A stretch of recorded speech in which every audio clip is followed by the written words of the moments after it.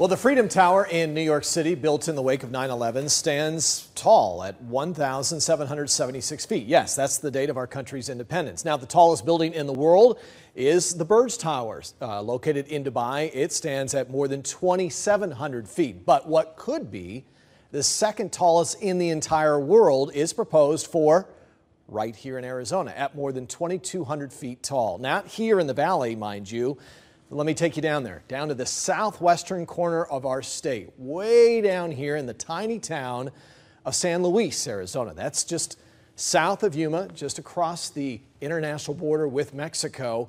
So what is the true purpose of this structure? We sent our Heather Moore to investigate.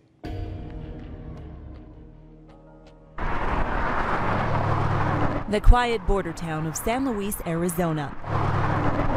Just 32,000 people live here, and most of the jobs are in these fields.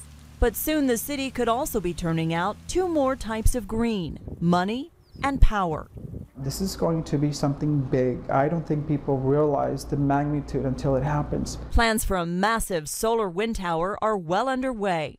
At more than 2,200 feet tall and 1,200 feet around, it's projected to produce as much clean energy a year as the Hoover Dam. To give you an idea, it would dwarf the Freedom Tower in New York by about 500 feet and be as long as 4 football fields at its base.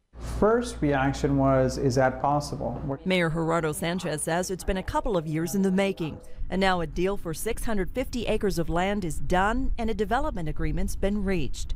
His engineers say water will not be an issue, as the citrus groves that once grew here use twice as much water as what the new project calls for. As we get closer, it looks good for the city. Every 2 out of 3 people here are out of work. The project will bring 2,000 construction jobs and 500 permanent jobs to the area at a price tag of more than $1.5 billion. None of it government money, according to Ron Pickett, the CEO of Solar Wind Energy Tower Incorporated. Right now we have a conditional commitment for 100% of all of that capital. The cooling tower on steroids, as he calls it, works like this.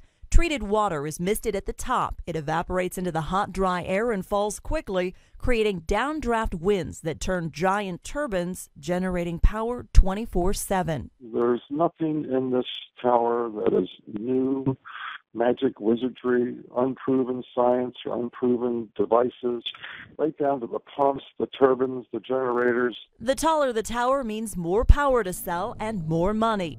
Pickett tells CBS 5 Investigates he's meeting now with possible buyers in California and Arizona, and he's also planning talks with the FAA and EPA. I'm just very skeptical, Steve Brittle is with Don't Waste Arizona. He says the company hasn't filed an application yet with the state's Department of Environmental Quality. And although Pickett tells CBS 5 there will be zero environmental concerns, Brittle believes pollution will be an issue. I mean, I look at the design, there's air coming out in every direction, 360 degrees in this thing, and it's going to go somewhere. Most of it settles right back into the ground, just like you were farming and irrigating your crops. We've seen Arizona kind of be hoodwinked a few times before. What do you say to skeptics who are convinced this is nothing but a pipe dream? Well, they just need to do the homework. If private industry is willing to bet or risk their money, it's good news for me. Solar Wind Energy Tower is hoping to break ground sometime next year. Their expected completion date for this massive project is 2018. We will keep you posted on what happens.